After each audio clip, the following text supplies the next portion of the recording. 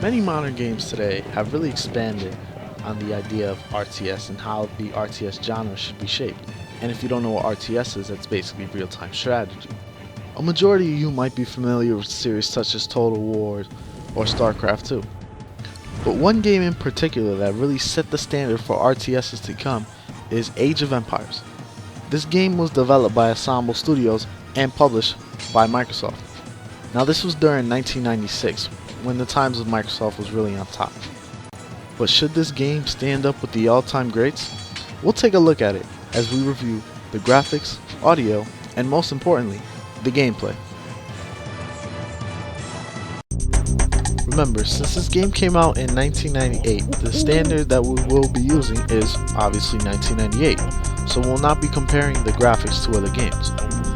What I can say though is that Age of Empires does a great job utilizing many different types of terrain to create an environment. This is pretty unique at the time because before this, games were just one or two colors and the environments were only a few colors instead of these multiple colors and multiple terrains that this environment features. Regarding the environments as well, you also had your trees, your mines, your cliffs, your elevations. You had all of that to really flesh out the environment and the world that Age of Empires is attempting to create. The buildings are also well done, as you can see, as you level up your buildings and you improve on your culture and go throughout the ages, you can see your buildings improve, and depending on your civilization, how they improve your unit. You also got your smoke effects, your character models are, for the time, pretty well done. They're not too bad. The animation is pretty okay. Overall, this is a very fleshed out game that looks really well done. And because of this, again, we are talking 1998 standards, this game gets a 9 out of 10 for graphics. Again, the environments look really well, the buildings are really well done, the smoke effects when you see the catapults throwing, it looks really well done, and plus the fire effect as well. Now let's move on to the audio. Now, because I have Age of Empires Gold Edition, you have the Age of Empires Standard game, and you also have the expansion. Most of the footage comes from the expansion, so that's what I'll be looking at when it comes to the music, because for the expansion, the music is replaced. Either way, the music score for both of the games is really well done. And the game has a mixture of both soft music like the one you're hearing right now, and also hard, heavy music for when the battle scenes come on. Now, the only main gripe I have with the music is really how the music is really random. No matter what the situation is going on, the music is at random. Sometimes you could just be building a house and all of a sudden the music seems like you're in a battle zone. I mean, even though this was 1998, I saw games before this such as Ultima 6 that actually changed the music depending on the current situation. It might have been a little advanced for the time, but I'm pretty sure that it could have been done. Now onto the sound. When you select your units and you tell them what to do, regardless of what you send them to do, they usually say the same 4 or 5, let's give or take, lines over and over again. Which I don't really mind this because it's always done in all these strategy games. But since this game was made in 1998, what they say is a little random, and plus it's gibberish, so I don't really understand what they're saying. But the sound effects are also really great as well. Just when you hear the axemen hacking away against the buildings, the swordmen, your bowmen just shooting the arrows, the warships, the fires going up in flames, when a building explodes, all these sound effects, even though very simplistic when you look at it now, for the time was actually very revolutionary and really made you feel like you were actually destroying another nation. Regardless of whatever you're hitting, the same sounds are being played when you're using melee weapons, which could be a little bit of a problem, and it really lowers the score of the sound effects, but it's nothing that takes it away from it. Overall, the audio gets a 8 out of 10.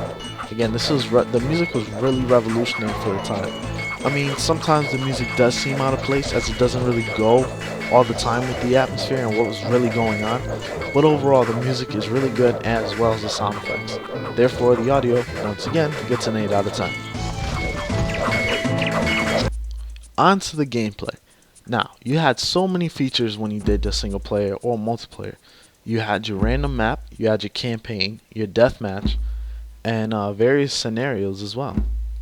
Speaking of scenarios, this is one of the first games to actually let you build your own scenarios.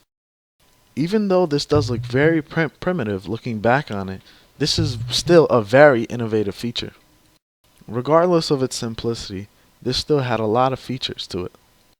For example, you were able to manipulate the terrain and create your own forests, deserts, or whatever you want. As well as manipulating the terrain such as creating elevations, cliffs, and all that, you were also given the option to create different types of units, buildings, and turrets. As well as that, you were also able to customize the victory conditions, the teams that people were on, the individual victories, and much more. Plus, you were able to play these scenarios online in multiplayer with your friends. Just a very innovative feature overall. When doing a random map, you were able to select the house, the map size, the map type, the victory conditions, the starting age, the resources, the pathfinding, the difficulty level, whether the positions are fixed, the full text tree, the map to be revealed, your color, the teams, and all that. There are 4 campaigns that come with the Age of Empires base game, and 3 that are added from the expansion pack, totaling up to 7. Each campaign allowed you to play a different race, and showed you different viewpoints in history. This map shows the history notes, the instructions how to beat it, and also some hints that will help you beat the mission. The Egypt campaign, also the tutorial campaign, starts out very easy, and then after you progress through it, it gets more and more challenging, just like the rest of the campaigns. However, there are a few campaigns such as Babylonian campaign and the Greece campaign that are somewhat on the challenging side. Even on lower difficulty settings, it could still be a pretty hard challenge. Your goal in Age of Empires is basically to construct your civilization and to build it from the ground up. And as you're building it from the ground out, to pay attention to your resources, such as wood, food, gold, and stone. And there are many ways to go about this to build it from the ground up. You can be very military focused, you can focus more on your resources, or you can also be diplomatic. And as you're diplomatic, you can also aim for an allied victory instead of destroying each other. Now, the game starts out with the Stone Age, prehistoric times, and then eventually moves up to the Iron Age. Eventually, you build up and become just unstoppable. Because this is when the game really shines. It just shows all the hard work and dedication that you put into your civilization to build it all the way from the ground up pays off. And it's also good to keep in mind what type of units to use, because siege units are obviously better against buildings and regular infantry is better against other infantry. So depending on the types of units you have will be the strengths and weaknesses of your army. Even though the campaign could get very difficult, this game is still a lot of fun to have. That's why it gets a near perfect, a 9.5 out of 10 for gameplay. All these features implemented in this game in 1998 really stand out and have since then become a standard in RTS gaming. Whether it's with the challenging AI or with your friends, this game is a blast to play. Now for the closing thoughts. This game is a childhood memory to me. A lot of feelings of nostalgia come back when I play this game. And is it that good of a game? To be honest, yes.